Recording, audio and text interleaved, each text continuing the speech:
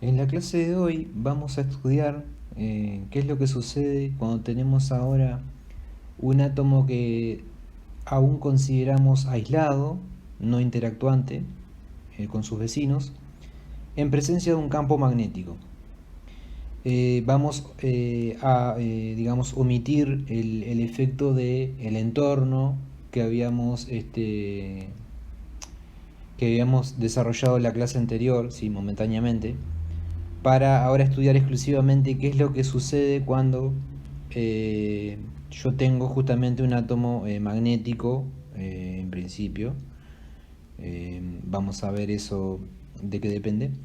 En presencia de un campo magnético externo.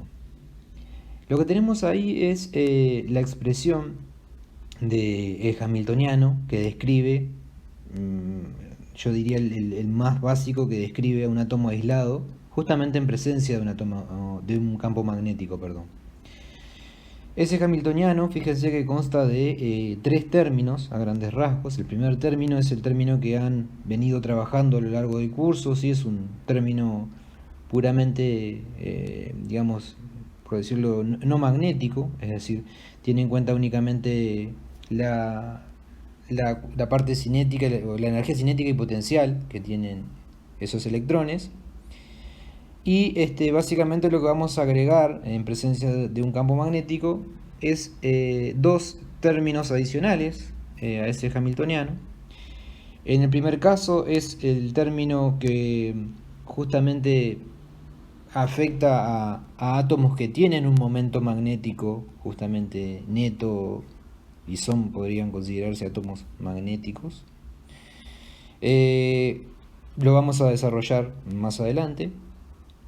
Y el tercer término, que es un término que usualmente en sistemas justamente magnéticos, a veces ese término se suele despreciar, pero no es ni más ni menos que el término que tiene en cuenta la componente diamagnética que tiene el átomo, ¿verdad?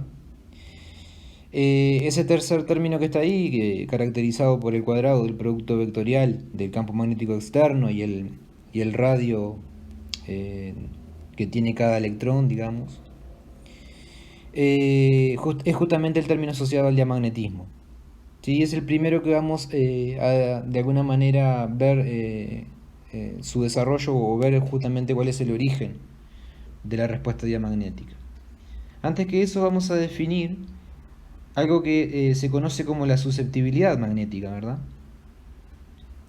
Y justamente es una magnitud adimensional que se define mediante la expresión que se ve ahí.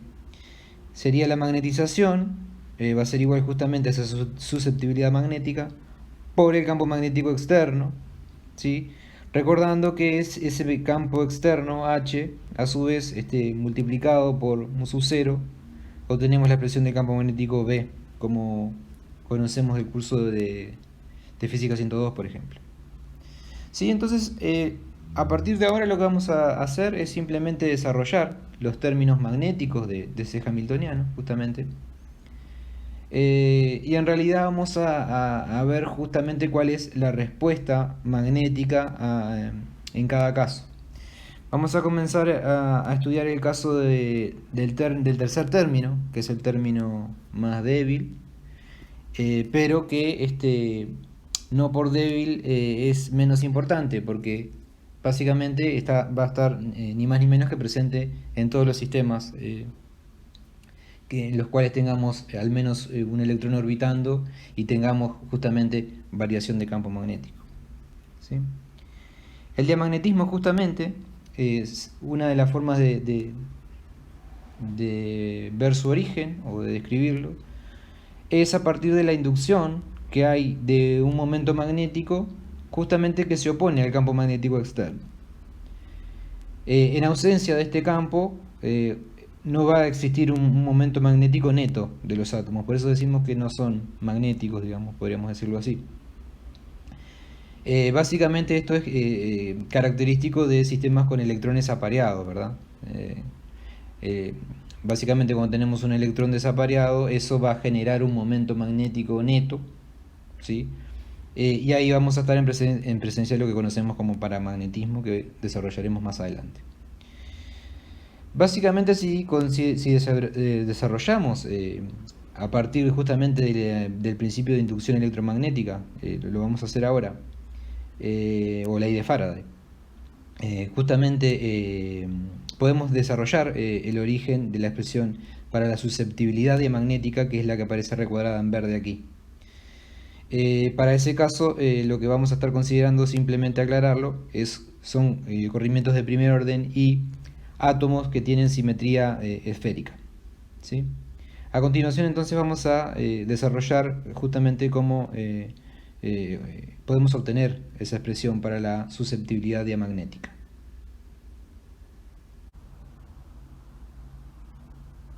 Veamos ahora entonces cómo obtener una expresión para el diamagnetismo,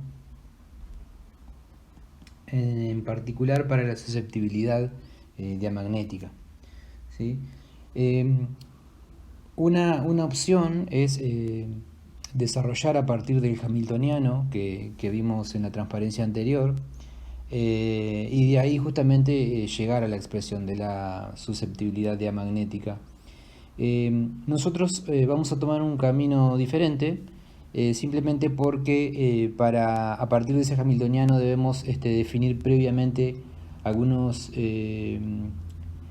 conceptos que no fueron desarrollados en el curso de Física 102, ¿sí? Como es, por ejemplo, el vector potencial magnético, ¿sí? De cualquier manera, vamos a recurrir a ni más ni menos que a la ley de inducción electromagnética o ley de Faraday para llegar a una expresión justamente para la susceptibilidad diamagnética. Recordemos que tenemos en principio un electrón orbitando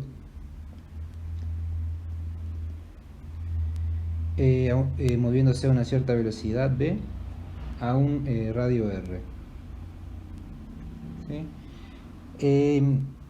Básicamente lo que va a aparecer ahora es justamente la presencia de un campo magnético, que por simplicidad vamos a suponer que es un campo magnético que es perpendicular a la superficie que forma la trayectoria, digamos, de ese electrón orbitando, que podemos orientar según el versor Z.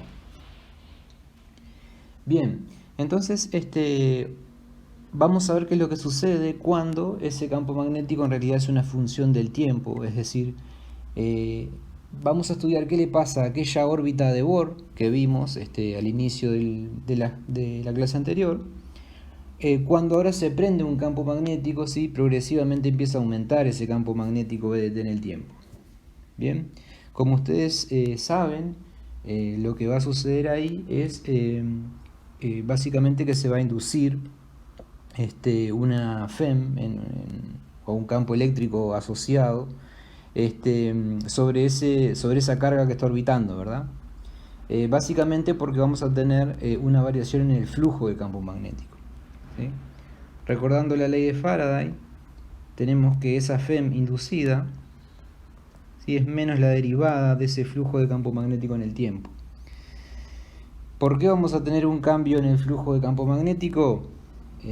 Sencillamente porque tenemos que la expresión de flujo, para este caso, que va a ser el producto directamente de ese campo, que depende del tiempo, por el área, ¿verdad? Si bien el área es constante, estamos, digamos, teniendo en cuenta como hipótesis que ese campo magnético está variando en el tiempo, que es lo que queremos que suceda, digamos, de alguna manera.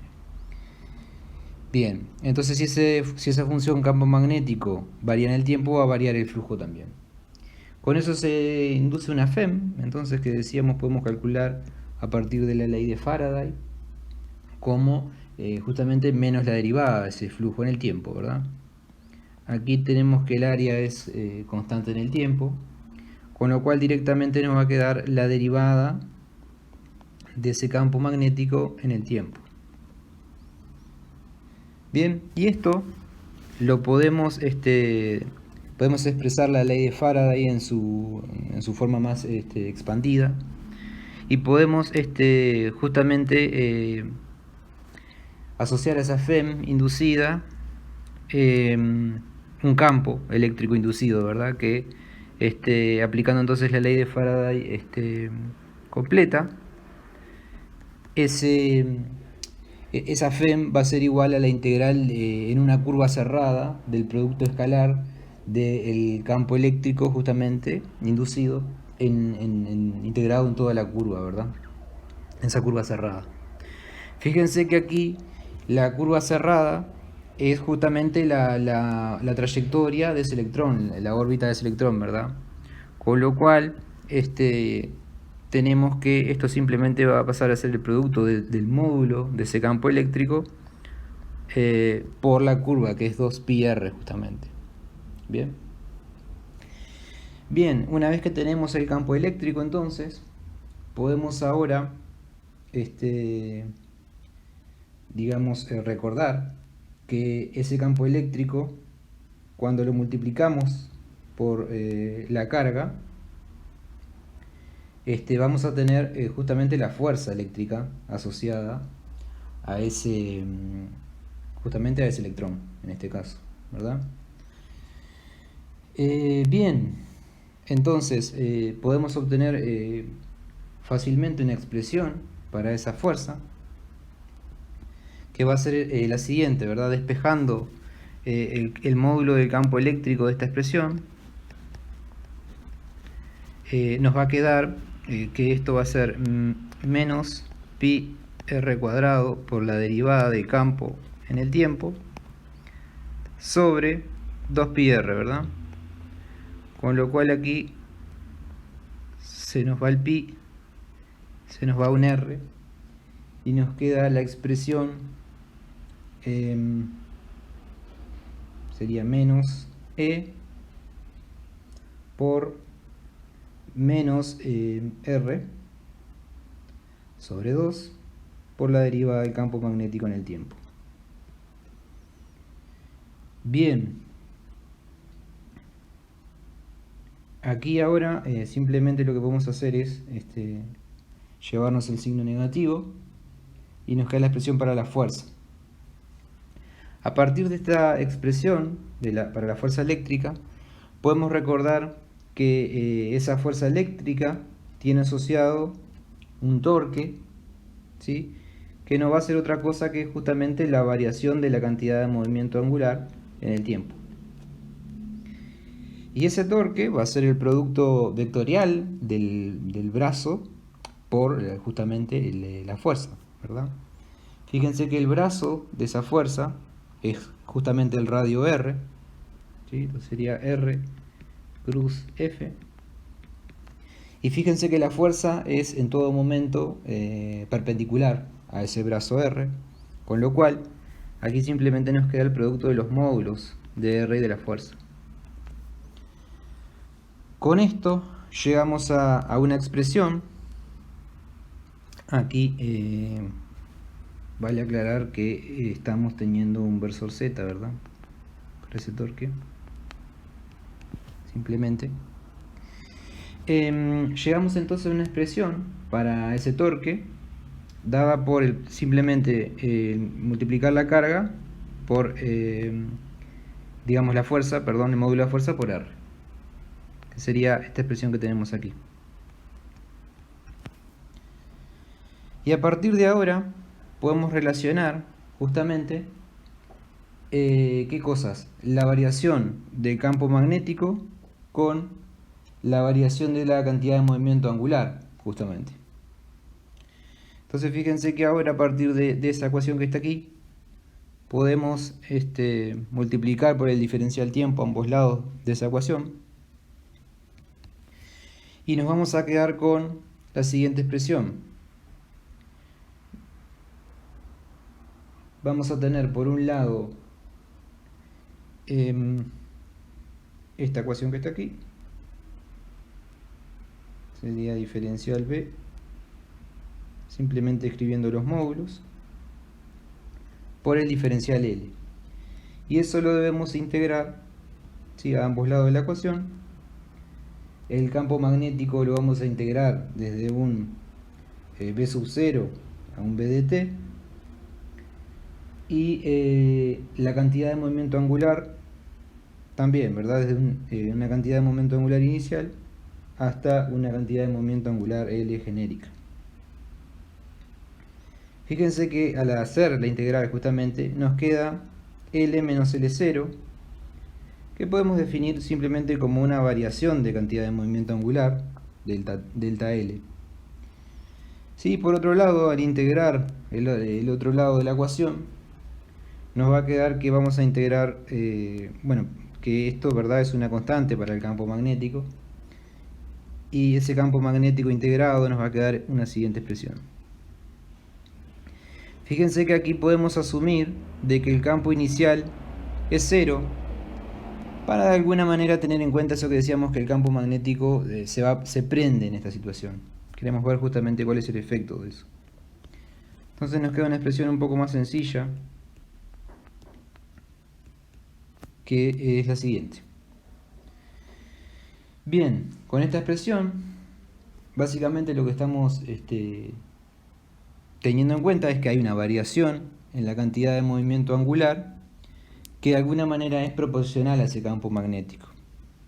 ¿Sí? Hay una cosa que aquí desapareció, que es... no desapareció nada, está bien. Entonces ahora podemos recordar la relación que tenía justamente el momento magnético que habíamos definido para justamente cuando desarrollamos el magnetón de Bohr, con la variación de la cantidad de movimiento angular, ¿verdad? Recordamos entonces que ahora vamos a tener una variación de ese momento magnético que va a ser menos el magnetón de Bohr por justamente la variación de ese delta L. ¿Sí? Entonces vectorial.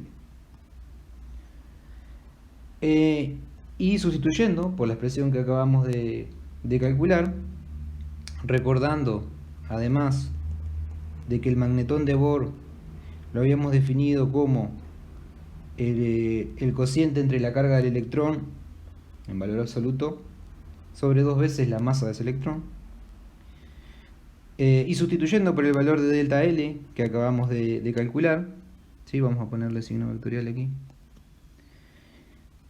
vamos a llegar a la siguiente expresión: menos carga del electrón al cuadrado, radio cuadrado, sobre 4 veces la masa del electrón por el campo magnético. Bien, aquí tenemos una expresión que de alguna manera es justamente la variación del momento magnético producto de que tenemos un campo magnético externo que está aumentando en el tiempo. ¿Sí? Y ese, en otras palabras, es el origen del demagnetismo. ¿Sí? No necesitamos tener un momento magnético neto previo, es decir, esta variación de momento magnético se da incluso en ausencia de un momento magnético previo. En ningún momento nosotros aclaramos que teníamos un momento magnético. Básicamente esto hace que el diamagnetismo sea simplemente un fenómeno que está presente siempre, en la medida que yo tenga un electrón orbitando, digamos, esté apareado o no, y tenga un campo magnético que varía en el tiempo. ¿Sí? Lo aclaro porque digo, si el electrón está apareado o no, digamos, en caso de que esté apareado justamente no voy a tener un momento magnético, pero en caso de que tenga un electrón desapareado voy a tener un momento magnético. Eso lo vamos a discutir luego cuando veamos el origen del paramagnetismo. Bien, entonces para llegar a la expresión final, simplemente aquí debemos recordar algunas propiedades nada más sencillas. Obviamente partiendo de la base que tenemos que el radio es perpendicular a ese campo magnético, y a su vez eso es colineal al versor z. Entonces ahí tenemos que r cuadrado va a ser igual directamente a x cuadrado más y cuadrado. ¿Sí? Estamos en el plano xy, ese electrón orbita en el plano xy. Si ahora consideramos que ese átomo tiene una simetría esférica. Vamos a aclarar aquí, átomo con simetría esférica.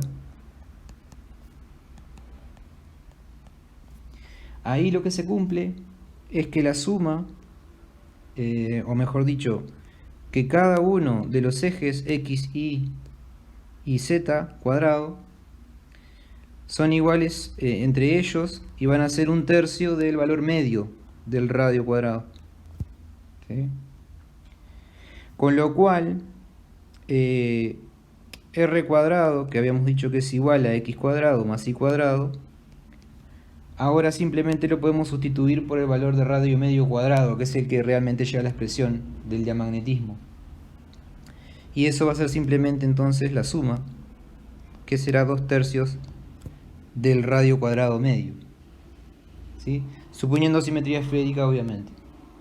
Con eso que desarrollamos aquí, vamos a ponerle un asterisco aquí. Básicamente podemos seguir expandiendo la expresión. Y nos va a quedar lo siguiente ahora. Carga de electrón al cuadrado, ¿sí? Por 2 veces el radio cuadrado medio sobre 4 veces la masa del electrón por el campo magnético. Bien. Entonces, simplemente ahora lo que nos falta, tener en cuenta, perdón, aquí me falta un factor de 3. Es tener en cuenta la definición que vimos en la transparencia anterior, justamente de la susceptibilidad. La susceptibilidad, en este caso diamagnética, aclaremos que por ahora estamos hablando de un átomo solo, va a quedar dada por justamente la expresión que teníamos antes, en la transparencia anterior. Mu sub 0, en este caso por el delta mu, que en otras palabras va a ser la magnetización que se va a de alguna manera inducir en este sistema, ¿sí? Que obviamente va a desaparecer cuando se apaga el campo magnético del átomo, digamos, asociado al átomo, ese cambio del momento magnético. Entonces, volviendo a la expresión, nos va a quedar que esto va a ser menos mu sub 0 por la carga del electrón. Aquí podemos simplificar este término y nos queda el valor medio, el radio cuadrado medio, perdón, sobre 6 veces la masa del electrón. ¿Sí? Y como último paso, para obtener la expresión de la susceptibilidad diamagnética ahora para n átomos, simplemente expresamos esto en función justamente de n átomos. Y además vamos a considerar, bueno, perdón, aquí falta mu sub 0 por e cuadrado sobre 6 veces la masa del electrón. Y lo que vamos a tener en cuenta ahora es justamente la sumatoria de todos los valores de radio cuadrado medio para todos los electrones, ¿sí? Acá hicimos dos pasos en uno. Estamos hablando de n átomos ahora polielectrónicos. Para no perder tiempo lo hicimos en un paso solo. Y aquí vamos a tener que sumar claramente desde i igual 1, que sería el caso de un electrón, hasta que hayan z electrones, considerando que es un átomo neutro, ¿sí? Bien, con esto entonces llegamos a la expresión de la susceptibilidad diamagnética, que tiene una característica, aparte del resultado en sí, que es básicamente ese signo de menos que vemos ahí. ¿Sí? Ese signo de menos lo que nos está diciendo es que la susceptibilidad diamagnética es negativa, es decir, no es otra cosa que consecuencia de aplicar la ley de Faraday, en otras palabras, ¿verdad? Estamos diciendo que esa variación del momento magnético asociada al diamagnetismo se opone al aumento del campo magnético externo, aumento del flujo en realidad, ¿sí? También como última aclaración, esta susceptibilidad diamagnética es independiente de la temperatura, ¿sí? Vamos a ver que Cuando tenemos un momento magnético neto en el sistema, ¿sí? Va a aparecer otra magnetización, digamos, asociada a eso, que es lo que vamos a ver en un momento cuando estudiemos el paramagnetismo. ¿Sí?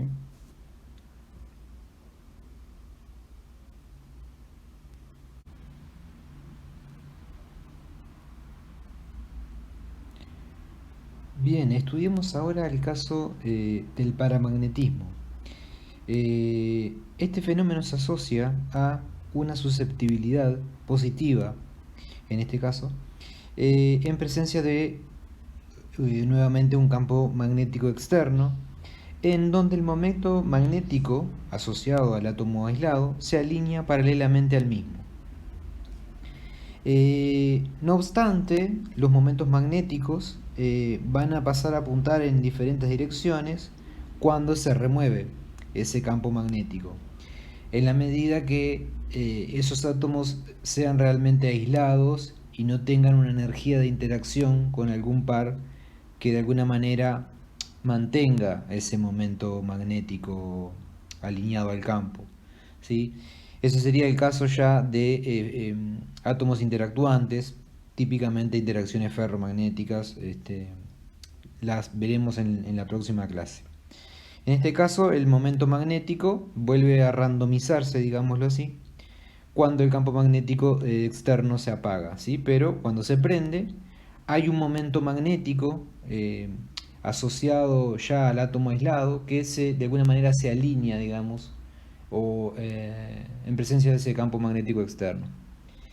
En este caso va a ser posible en la medida que tengamos obviamente un momento magnético neto, digamos, en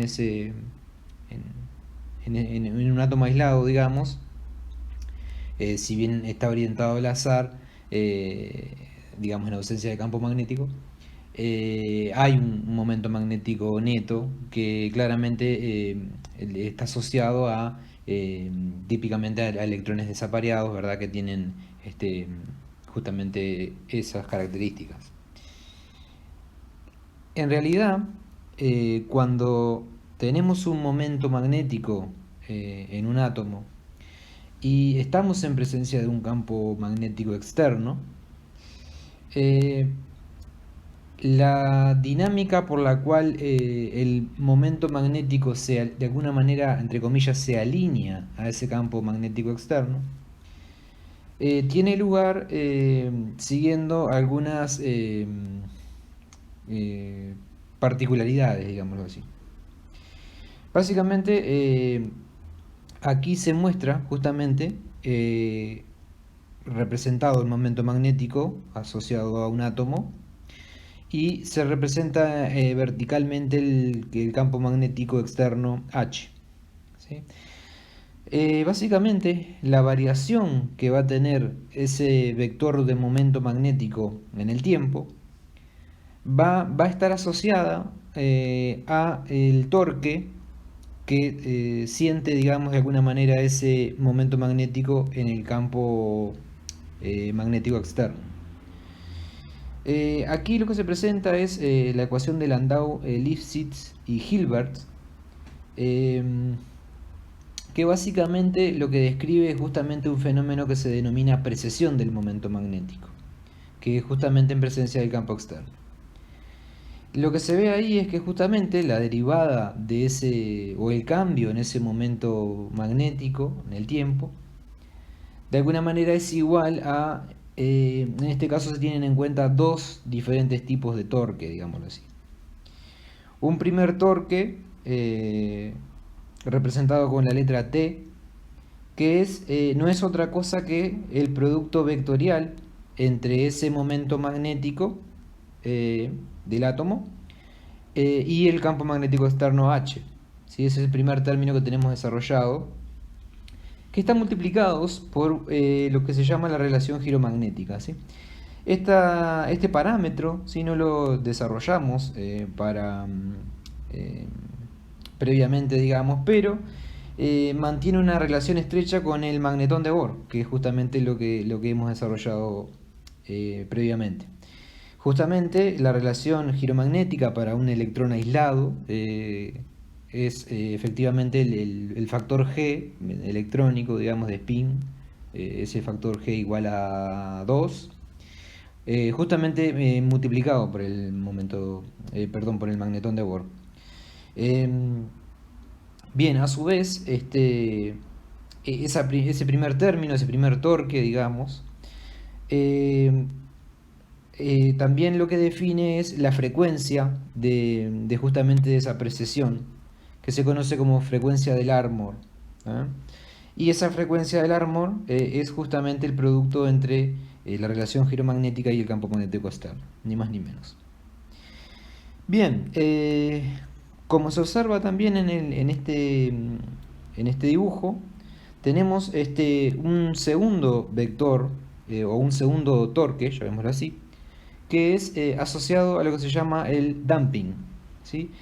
Eh, este otro, este otro componente de esa variación de momento magnético en el tiempo no la vamos a desarrollar.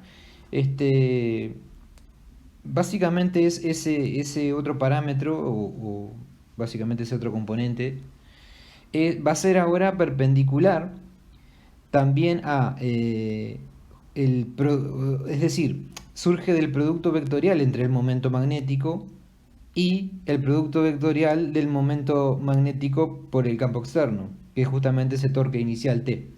Con lo cual, el torque de damping es básicamente también ortogonal respecto del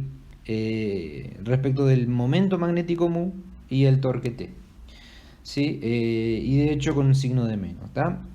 Básicamente esta segunda contribución, les decía, explica algunos fenómenos dinámicos del efecto de un momento magnético expuesto a un campo magnético externo y básicamente permite explicar algunos efectos como el cambio en el sentido de ese momento, en fin. Pero no vamos a entrar en demasiado detalle con ese tema. Bien, lo que sí vamos a desarrollar ahora es justamente una expresión para la susceptibilidad paramagnética, ahora en este caso, considerando que tenemos un momento magnético, ¿sí? Aquí lo que dice es, lo que dice este texto es un paramagneto con J igual a infinito. Eso en realidad está queriendo decir que ese momento magnético, vamos a asumir, ese momento magnético que tiene el átomo, vamos a asumir que puede en principio tomar cualquier dirección posible en el espacio, ¿sí? Vamos a suponer que aplicamos un campo magnético en el eje Z y que eso de alguna manera va a precisionar en torno a ese eje Z, pero que de alguna manera ese paramagneto puede tomar en principio cualquier dirección, ¿sí? Claramente este es un primer abordaje justamente para tener una expresión para la susceptibilidad paramagnética y es básicamente un abordaje clásico, ¿sí? Semiclásico en teoría, que básicamente lo que define es una función que se conoce como la función de Langevin y que de alguna manera va a terminar siendo un caso muy particular de la susceptibilidad desarrollada justamente en términos cuánticos, que lo vamos a hacer al final de la clase.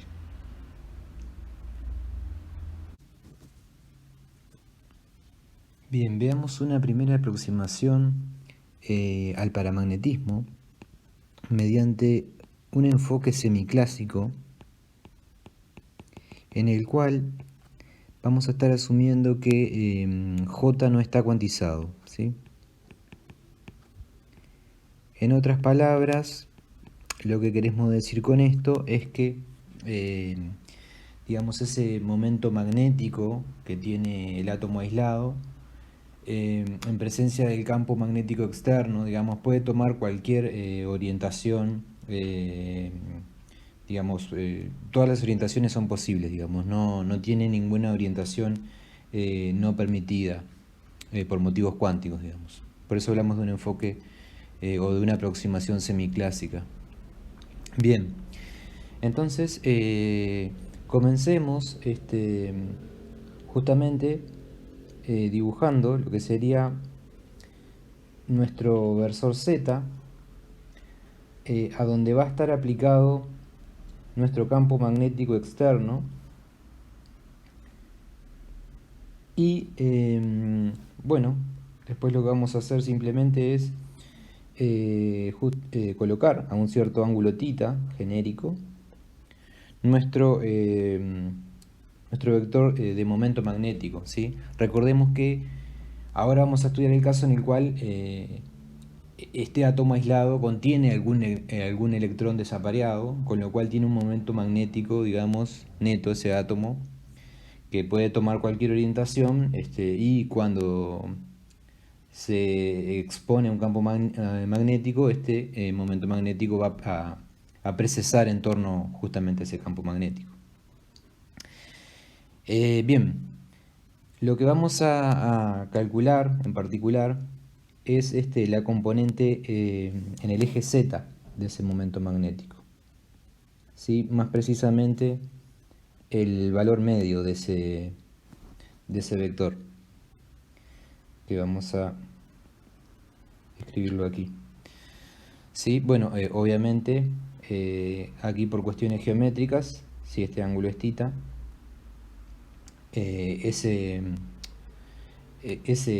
la componente z, quiero decir, del vector es sencillamente la dada por la siguiente expresión. Va a estar multiplicado por este coseno de θ, ¿verdad? En versor z.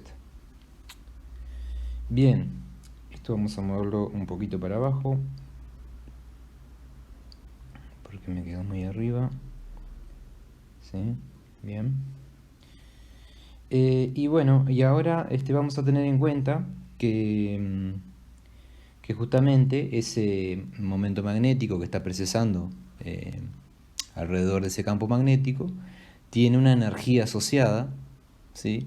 Y esa energía asociada está dada por la energía del momento magnético en presencia de un campo magnético externo, ¿sí? Esa energía nos va a proporcionar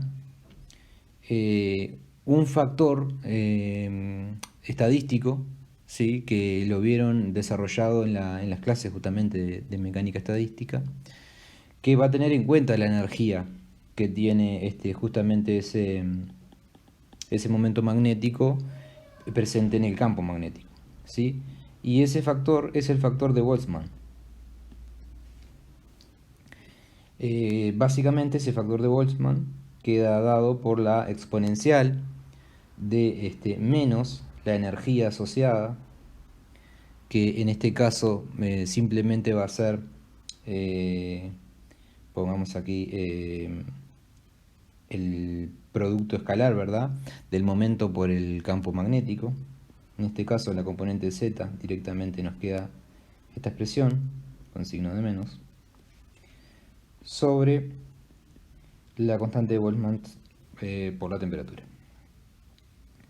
Bien, fíjese que aquí se me va a ir el signo negativo y ahí tenemos el factor de Boltzmann, que va a ser justamente necesario para calcular el valor medio del momento, de la componente z del momento magnético.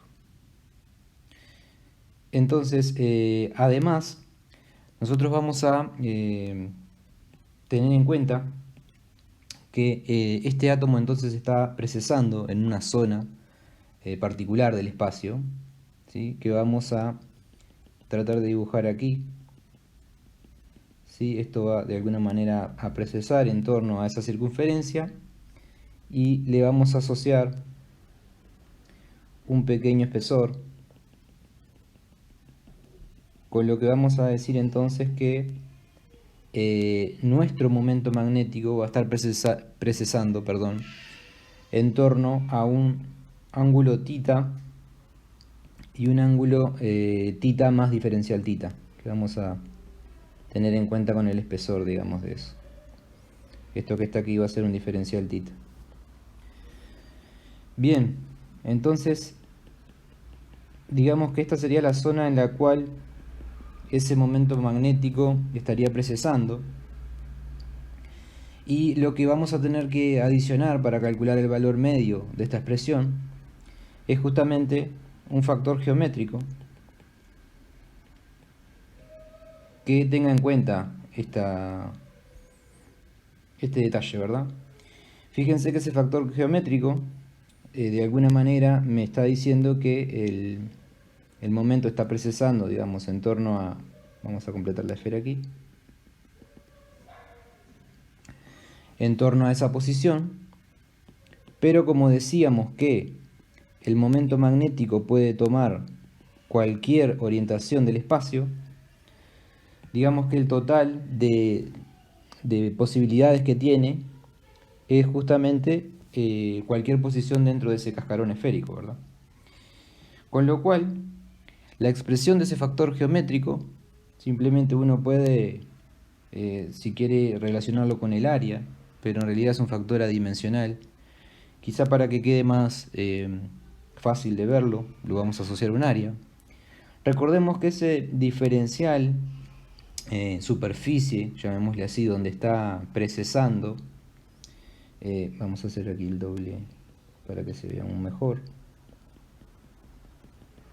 Ese diferencial superficie, ese pedazo de cinta, tiene asociada un área que la podemos calcular fácilmente, ¿sí? Asumiendo que ese vector tiene asociado un radio r, si quieren. Vamos a tener que el factor geométrico va a estar dado por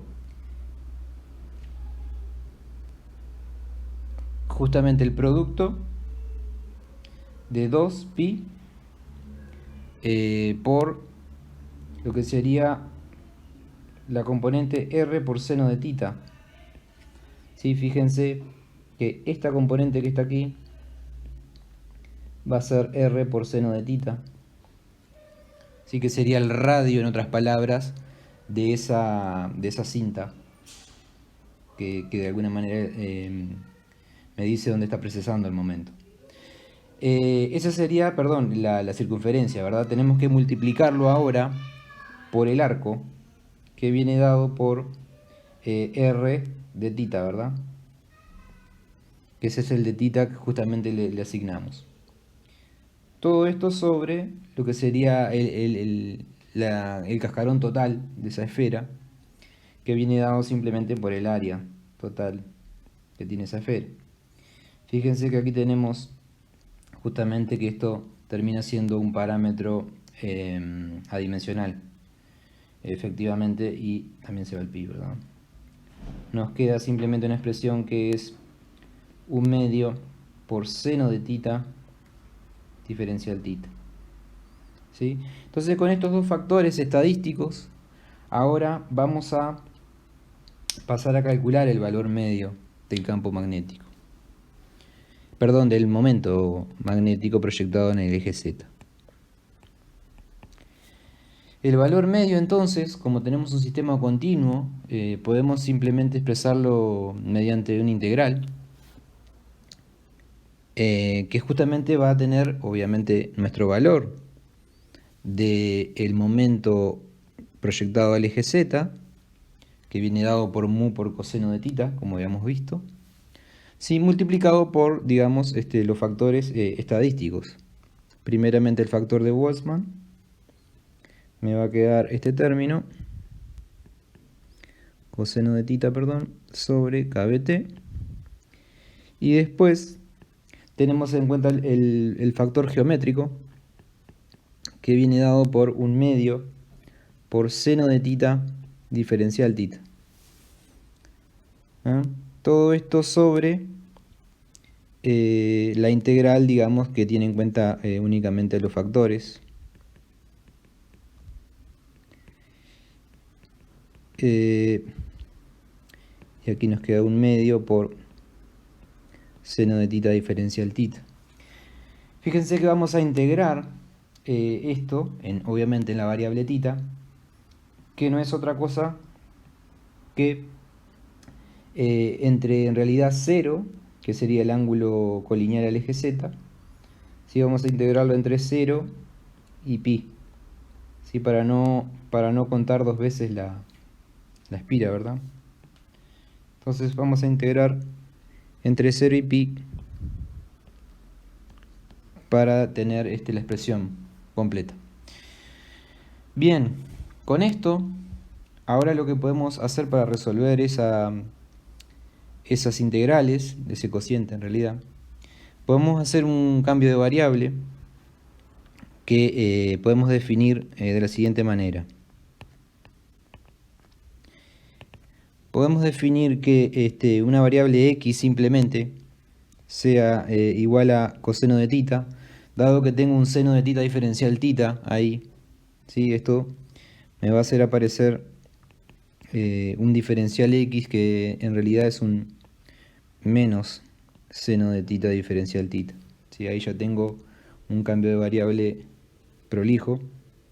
¿Sí? Además, por un tema de simplificar un poco la expresión, vamos a asumir que i es lo que contiene, digamos, la parte del exponente del factor de Boltzmann. Sí, va a ser mu por el campo magnético sobre kbt, sin el coseno. Bien, con esto vamos ahora a integrar en la variable x, ¿sí? Fíjense que la expresión queda bastante más sencilla. Nos queda ahora que el valor medio del momento proyectado al eje z nos va a dar una integral, que ahora vemos los límites, de el momento por la variable que definimos, x, por e, por xy, por el diferencial x, ¿sí? Esto con un signo de menos. Todo esto sobre la integral simplemente de e por xy de x, también con un signo de menos. Bien, y fíjense que los límites de integración ahora los podemos obtener de aquí, ¿verdad? Fíjense que vamos a tener que cuando tita vale 0, estamos hablando que x vale 1. ¿Sí? Y que cuando tita vale pi, x vale menos 1. ¿Sí? Eso para los límites de integración. Perdón.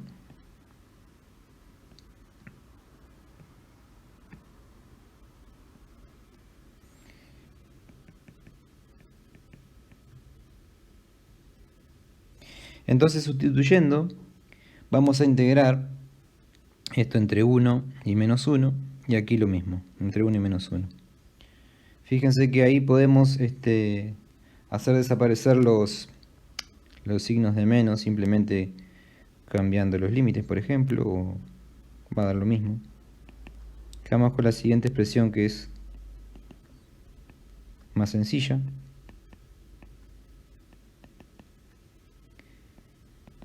Y bueno, ahora simplemente podemos resolver justamente esta integral. Fíjense que la parte de arriba, ¿sí? Ese término que está ahí se puede, esa integral, perdón, se puede resolver aplicando partes, si no la vamos a desarrollar aquí. Obviamente la integral de abajo es mucho más sencilla. La integral de abajo es simplemente 1 sobre i por e a la i menos e a la menos i, ya evaluado entre x igual 1 y menos 1. Y la integral de arriba, al desarrollar por partes, ya lo tengo un poquito avanzado, simplemente lo voy a copiar aquí para que ustedes hagan la cuenta y simplemente lo chequeen después. Me va a quedar esta expresión más 1 sobre i por e a la menos i menos 1 sobre i por e a la i positivo. Bien, con esa expresión que tenemos ahí, ahora haciendo cuentas, vamos a llegar a una expresión un poco más sencilla. Aquí lo que me está faltando es el mu, que podemos pasarlo dividiendo, ¿ya? Al hacer las cuentas, ahí lo que decía es que llegamos a una expresión dada por la siguiente expresión. Sería e a la i más e a la menos i sobre e a la i más menos, perdón, e a la menos i. Esto es un signo de menos. Vamos a hacerlo más prolijo. ¿Sí? Fíjense que ese término que está aquí, perdón, nos queda esto, menos, me faltó un término aquí, que es justamente simplemente 1 sobre i, nada que no se va. Fíjense que este término que está aquí, quizá lo reconozcan, es una expresión que es el inverso del tangente hiperbólico, es el cotangente hiperbólico de i. ¿Sí?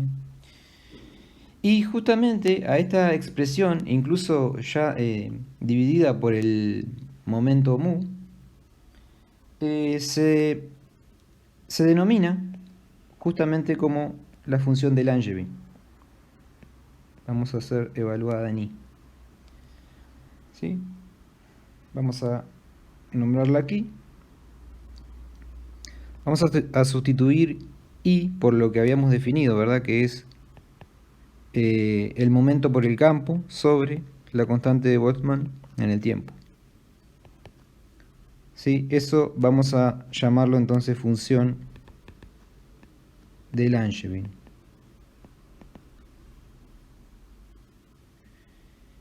Esa función básicamente es una expresión que es el cotangente hiperbólico justamente de i, la variable que definimos i, menos 1 sobre i, que se puede aproximar, ¿sí?, mediante simplemente un polinomio de Taylor, y vamos a hacerlo para tener una expresión de hecho, al segundo término de Taylor, ¿sí? Recordemos entonces que esa expresión,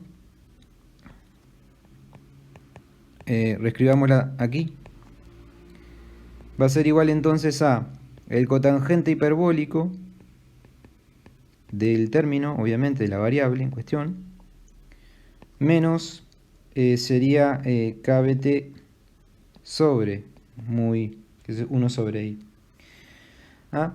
Si queremos expandirlo, en realidad hasta el segundo término de Taylor, el coseno de tangente hiperbólico tiene un primer término que es justamente 1 sobre la variable, que es mu b sobre kbt, y el segundo término es la variable sobre 3. ¿Sí? Pongámoslo así. ¿Sí? Obviamente esto tiene más términos. Entonces, al sustituir, o mejor dicho, al aproximar entonces el cotangente hiperbólico, vamos a llegar a la siguiente expresión. Fíjense que el primer término, se va a ir con este que tiene signo de menos. Entonces, la expresión nos queda simplemente mu por b sobre 3 kbt.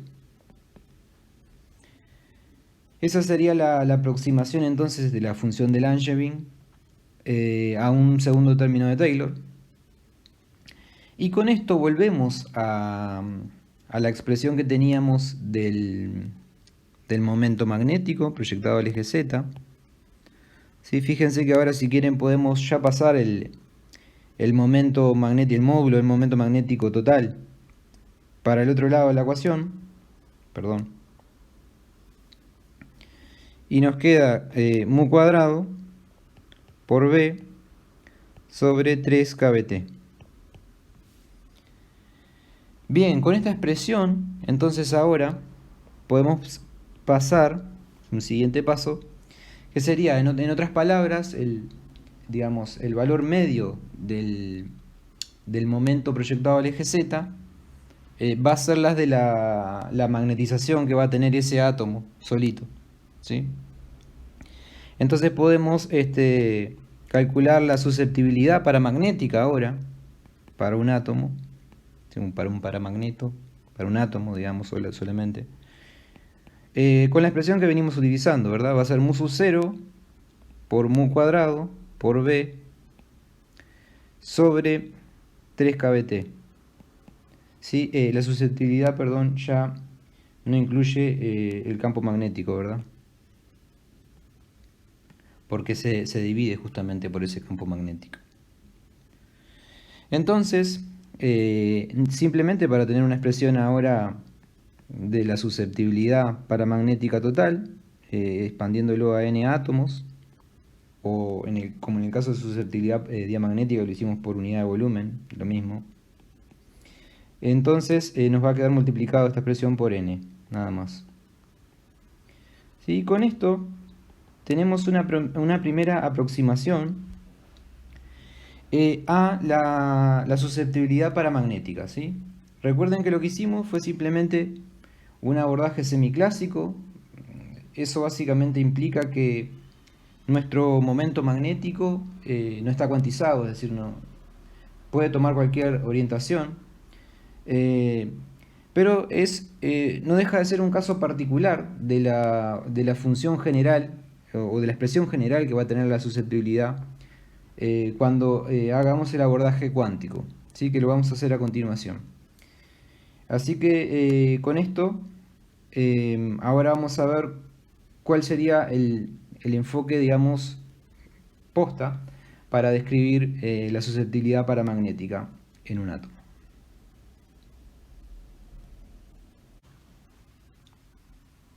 Bien, veamos ahora que en realidad el paramagnetismo es un efecto cuántico en realidad, ¿sí? Y la evidencia de ello viene dada por el efecto Zeeman.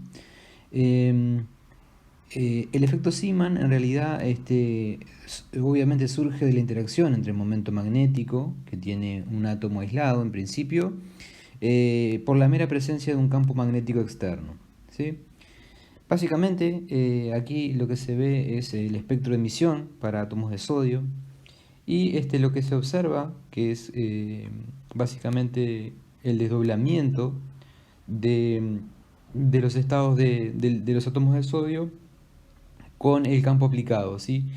Obviamente lo que se desdobla ahí son cada uno de los M sub J, digamos, asociado al J del átomo de sodio en este caso, ¿verdad? Y justamente la energía del desdoblamiento por campo magnético externo se puede escribir de la forma que está aquí en el recuadro azul, ¿sí? Simplemente la energía va a ser el producto de la constante del factor G de Landé por el magnetón de Bohr, por el M sub J respectivo, por el campo magnético, ¿sí? Esto obviamente surge simplemente de hacer el producto escalar del momento magnético por el campo magnético, ¿verdad? Recuerden que el momento magnético justamente lo teníamos expresado en función de G sub J, mu sub B y el operador J, ¿verdad? Aquí simplemente la diferencia es que el desdoblamiento de Zeeman, digamos, para cada M sub J que se desdobla del número cuántico J total, va a tener cada uno su correspondiente energía, ¿sí? Vamos a ver a continuación un ejemplo de cómo realizar un desarrollo para la expresión de la susceptibilidad paramagnética, ahora teniendo en cuenta que el origen de este efecto en realidad es cuántico, ¿sí? Y vamos a comenzar viendo un ejemplo que es un caso particular, que es justamente cuando tenemos un número J, un número cuántico J, igual a un medio, ¿sí? Vamos a estudiar análogamente a como hicimos recién para el enfoque semiclásico, justamente cuál es la expresión de la susceptibilidad en función de la temperatura.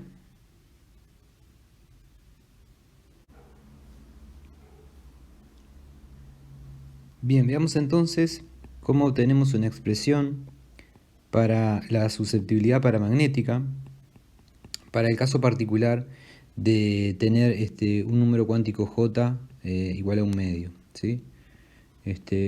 Vamos a dejarlo plasmado aquí, que es un caso particular, ¿sí? Bien, como vimos, la energía asociada a cada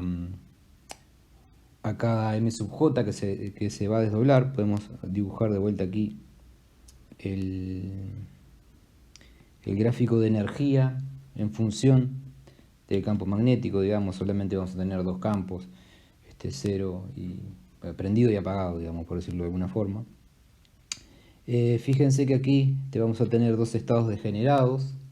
El caso que tenemos un J igual a un medio, este caso particular, que cuando prendemos el campo magnético,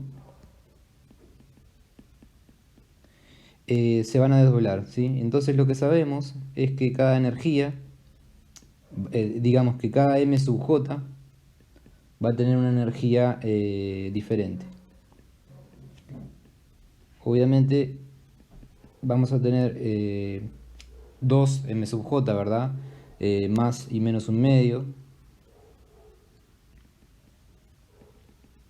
Y vamos a tener que la energía para cada uno de esos estados justamente tiene la expresión que vimos recién. La energía para el m sub j igual más un medio va a venir dada por justamente el G de la D por el magnetón de Bohr por, aquí aclaremos que es un medio, por un medio por el campo magnético, ¿sí? Y lo propio con m sub j igual menos un medio. Aquí vamos a tener una expresión análoga, voy a hacer más arriba aquí, G sub j magnetón de Bohr ahora menos un medio por el campo magnético externo B. Bien, para el caso que vamos a estudiar ahora vamos a asumir que tenemos un momento angular 0, con lo cual en ambos casos podemos asumir que el G sub j vale 2, y con eso simplemente la expresión nos queda el magnetón de Bohr por el campo magnético. En el primer caso con signo positivo y en el segundo con signo negativo. Sí, acá estamos asumiendo que G sub j es igual a 2. Bien, entonces veamos cómo obtener una expresión ahora para el m sub j medio. Es decir, el valor medio de m sub j. Bien, en este caso, como tenemos un sistema que está cuantizado, ¿sí? Eso va a pasar a ser simplemente la sumatoria, en este caso de dos términos, ¿sí? Va a ser la suma de dos términos. El término de m sub j igual a un medio, de más un medio, por el factor de Boltzmann. La energía para el término más un medio es justamente magnetón de Bohr por campo magnético sobre kBt. Y vamos a sumarle el término del otro estado desdoblado, que es para el m sub j igual menos un medio. En ese caso nos va a quedar la energía expresada de esta forma, ¿sí? Luego todo eso se divide por la función de partición que definieron en el módulo de mecánica estadística, que en este caso va a ser simplemente la suma de los dos factores de Boltzmann que tenemos en este sistema, menos kBt.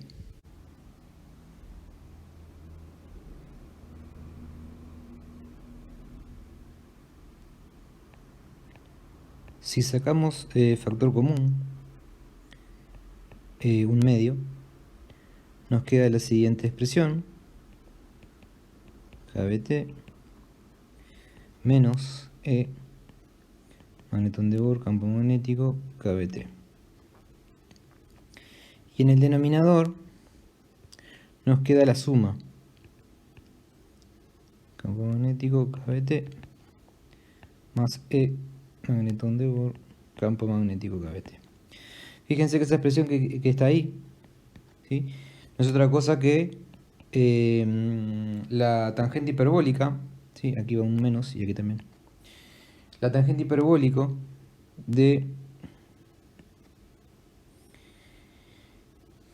la siguiente expresión, que es en realidad el exponente, ¿verdad? Que es mu sub B por campo magnético sobre KBT. Bien, entonces ahora vamos a hacer un razonamiento análogo a lo que hicimos para el caso anterior, y fue simplemente trabajar con una aproximación de Taylor, ¿sí? Si hacemos justamente la aproximación,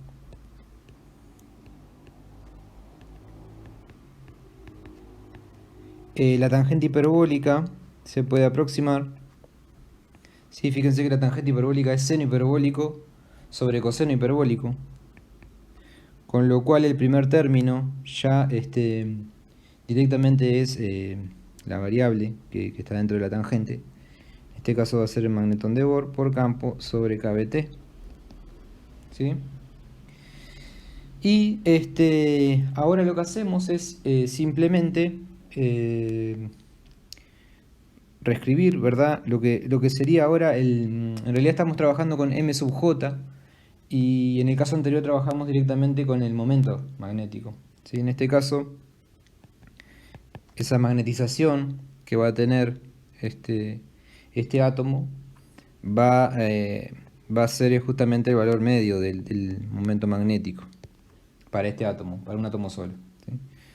Y eso viene dado por la expresión G sub J por el magnetón de Bohr, justamente por el valor medio del M sub J, que es lo que acabamos de determinar. Habíamos dicho que G sub J íbamos a usar G sub J igual 2, con lo cual entonces nos queda 2 magnetón de Bohr por un medio por magnetón de Bohr por campo KBT.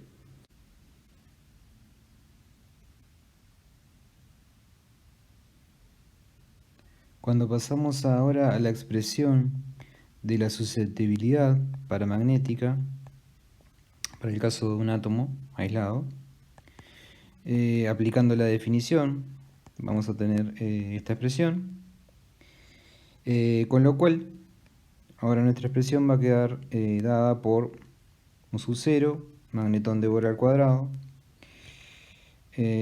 sobre constante de Boltzmann por temperatura. Cuando extendemos esto ahora a n átomos, nos va a quedar una expresión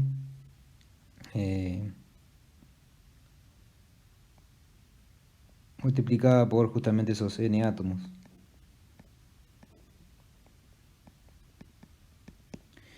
Bien, con esto entonces llegamos a la expresión final para la susceptibilidad paramagnética, en este caso particular, es decir, cuando J vale un medio. Una característica que tiene esta expresión es que la susceptibilidad es inversamente proporcional a la temperatura, ¿sí? Y otra cosa que no mencionamos en este caso, ni tampoco en el caso anterior, pero que vale la pena mencionar, es que al aplicar la aproximación por Taylor, ¿sí?, de alguna manera estamos diciendo que la variable, en este caso la tangente hiperbólica, tiende a 0, ¿verdad? Con lo cual estamos considerando que que el magnetón de Bohr por campo magnético, que es la energía, digamos, asociada a la energía sigma, es menor, mucho menor, que la energía térmica de alguna manera, ¿verdad? Entonces, esto es importante porque esta expresión de susceptibilidad paramagnética es válida para temperatura temperaturas, perdón, relativamente altas, ¿sí? Solo lo vamos a discutir nuevamente cuando obtengamos la expresión genérica para el paramagnetismo.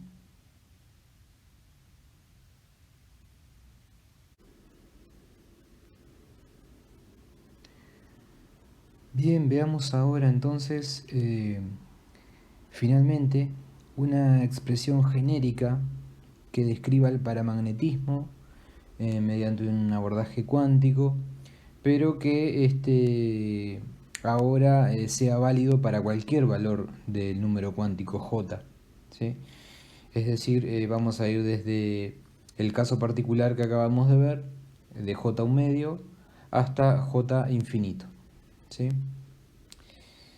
Bien, vamos a tener en principio una expresión que depende de la temperatura también y obviamente del campo magnético aplicado, el campo externo. Bien, comencemos. Recordemos que la energía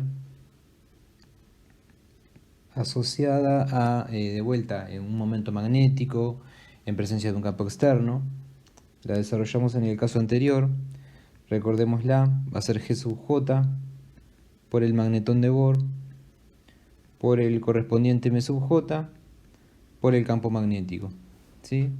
Cada M sub J tendrá su energía asociada. Bien, esto nos va a definir cuál va a ser ahora nuestro factor de Boltzmann que vamos a utilizar para nuestra expresión de valor medio. En particular vamos a desarrollarla nuevamente para para cada M sub J, digamos, el valor medio para los M sub J. Y bueno, entonces el factor de Boltzmann será la exponencial de la energía, justamente, M sub J sobre constante de Boltzmann por el tiempo. Sí, aquí por un tema de simplicidad vamos a trabajar definiendo la variable x. Como vamos a calcular el valor medio de m sub j, entonces digamos que la variable x va a ser todo lo que contiene la exponencial menos justamente m sub j. ¿Sí? Va a ser este término que está aquí. ¿Sí? Esto va a ser nuestra variable x. Bien, con esto aclarado entonces, expresemos el valor medio para ese m sub j. Sí, ahora como consideramos cualquier valor de j posible, vamos a tener la sumatoria desde menos j grande hasta más j grande de cada valor de m sub j por la exponencial ahora de m sub j por la variable que definimos x, como x, perdón, que contiene a todos los otros términos. ¿Sí? Esto sobre nuestra función de partición, que va a ser en este caso la sumatoria de todos los términos de Boltzmann. ¿Sí? Esto que está aquí va a ser la función de partición, que denominamos como z. Bien, vamos ahora a usar una herramienta que es muy útil, que es simplemente expresar el valor medio, en este caso de m sub j, en función de la función de partición. Es decir, fíjense que así como está expresado ese valor medio, vamos a tener que el numerador, ¿sí?, no es otra cosa que la derivada del denominador. ¿Sí? Entonces, esto también ya lo desarrollaron en las clases de mecánica estadística. Tenemos que el numerador va a ser justamente la derivada de esa función de partición respecto a la variable x. ¿Sí? Abajo vamos a seguir teniendo la función de partición. Con lo cual expresamos de esa forma ahora el valor medio. Vamos a necesitar hacer una aproximación para la función de partición que no vamos a demostrar si lo vamos a utilizar, que cumple lo siguiente, ¿sí? Esa función de partición se puede escribir como el seno hiperbólico de 2j más 1 por la variable que definimos x sobre 2, todo sobre el seno hiperbólico de la variable x sobre 2. ¿Sí? Con esto podemos pasar la expresión de arriba, es decir, derivándola, y llegar a nuestro valor esperado, digamos, de susceptibilidad paramagnética en el caso genérico. ¿Sí? Bien, entonces, procedamos. Vamos a calcular la derivada de la función de partición respecto a la variable x. Es una derivada de un cociente, ¿sí? No es algo muy complejo. Fíjense que vamos a tener una expresión de este tipo. El seno hiperbólico derivado nos va a quedar un coseno hiperbólico.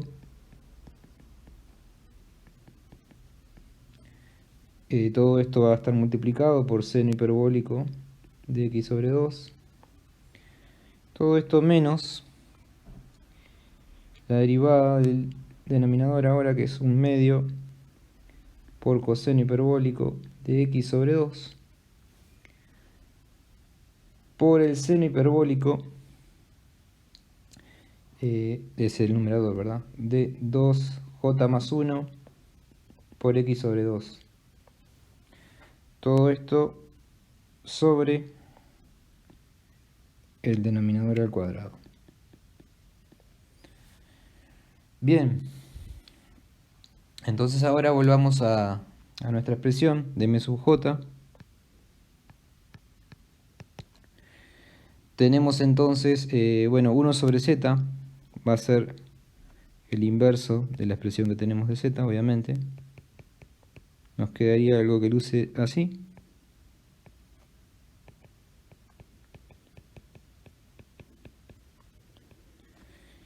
Luego lo vamos a multiplicar por, habíamos dicho, perdón, la derivada de la función de partición respecto a la variable x, que es la que acabamos de calcular.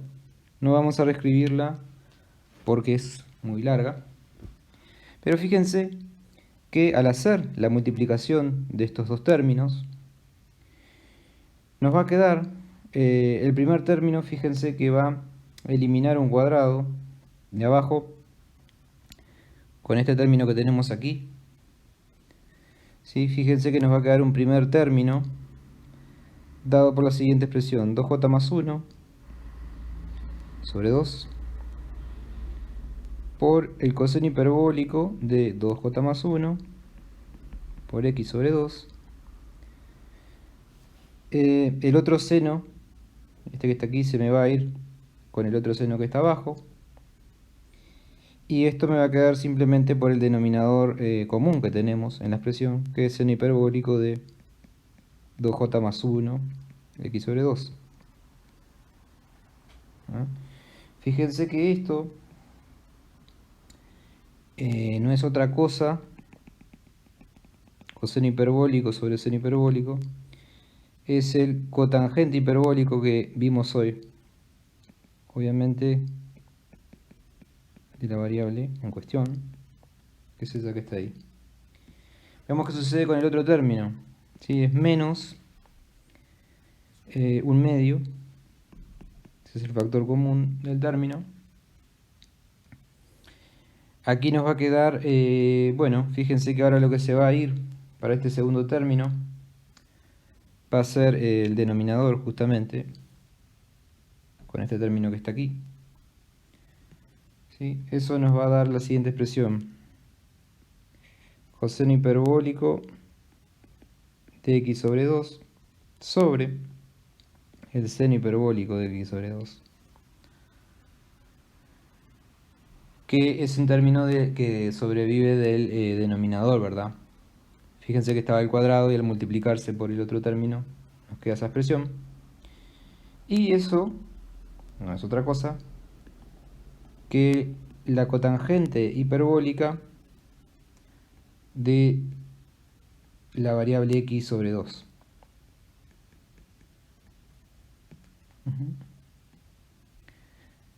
Bien, y esto que está aquí es lo que se denomina la función de Brillouin. ¿Sí? En este caso, evaluada en x. Bien, la función de Brillouin obviamente para el paramagnetismo. Brillouin fue conocido por otras cosas, como ustedes ya habrán visto en el curso. También la podemos aproximar, ¿sí?, a un segundo término de Taylor. Aclaremos aquí que esta es la función de Brillouin. Y ahora vamos a, como les decía, aproximarla, ¿sí?, al segundo término de Taylor. Eso nos va a quedar la siguiente expresión: 2j más 1 sobre 2. El cotangente hiperbólico, ¿sí?, se puede aproximar al segundo término como hicimos en el caso anterior, en el otro caso anterior. Es 1 sobre la variable en cuestión, que es 2j más 1 por x sobre 2, más la variable sobre 3. Ahí queda expandido al segundo término. Tenemos que hacer lo propio con el otro término, ¿verdad? Al expandirlo al segundo término,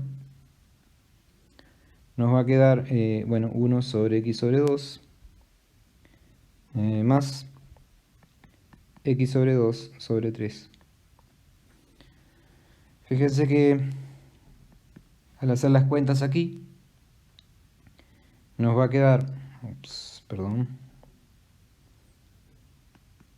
1 sobre x, primer término, más 2j más 1 al cuadrado por x sobre 2 sobre 6.